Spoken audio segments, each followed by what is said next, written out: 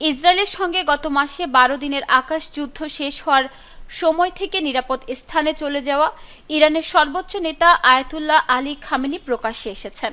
আশুরা উপলক্ষে শনিবার এক ধর্মীয় অনুষ্ঠানে জনসম্মুখে হাজির হন তিনি।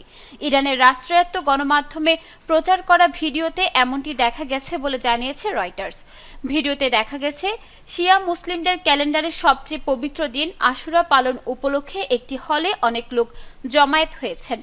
এই হলটিতে বিভিন্ন সময় ইরানের অনেক সরকারি অনুষ্ঠান হয়েছে। হলে খামেনি প্রবেশ করার সঙ্গে সঙ্গে উপস্থিত লোকজন দাঁড়িয়ে যান এবং স্লোগান দিতে শুরু করেন।